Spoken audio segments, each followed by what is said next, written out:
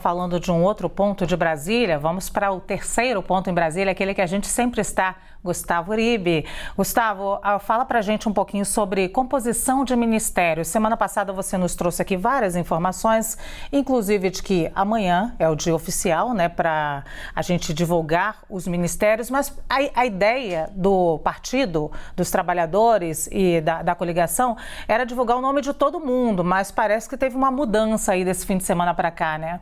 As dificuldades de uma PEC no Congresso Nacional. Como a gente disse, santo de casa não faz milagre, mas santo de casa também não aprova a PEC no Congresso Nacional.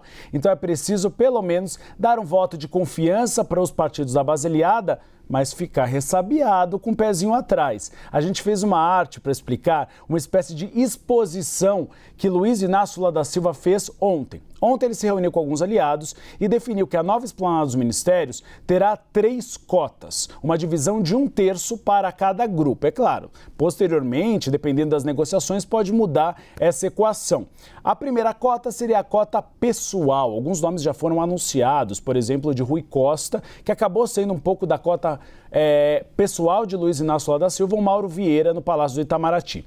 Quem faz parte dessa cota pessoal? Simone Tebet, que foi derrotada no primeiro turno, mas depois apoiou Luiz Inácio Lula da Silva e foi importantíssima na campanha eleitoral para desenvolvimento social, a nova mãe do Bolsa Família.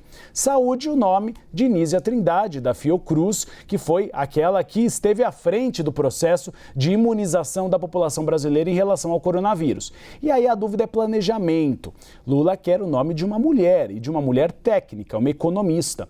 2 nomes têm surgido agora. Ana Carla Abrão, economista, foi secretária já, inclusive, da Fazenda de Goiás, e Esther Dweck, que já foi secretária do Orçamento e que é muito próxima de Nelson Barbosa, que foi ministro do Planejamento de outras gestões petistas. A gente tem agora a segunda cota, que é a chamada cota do PT. Nessa cota, o nome que é dado como certo é Alexandre Padilha, que pode ser aquele que será o articulador político do governo. Ainda há dúvida se Secretaria de Governo continuar chamando Secretaria de Governo ou Secretaria das Relações Institucionais. Minas e Energia, Jean Paul Prat, senador que esteve aí na elaboração daquelas propostas do Congresso Nacional sobre ICMS e sobre tarifa em combustíveis. Direitos humanos, ainda há uma dúvida se será o Silvio Mendes, que é um defensor principalmente da questão das cotas raciais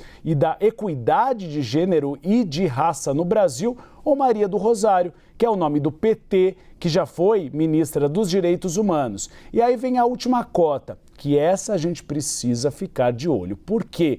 Porque Lula já indicou que deve deixar esses nomes para depois.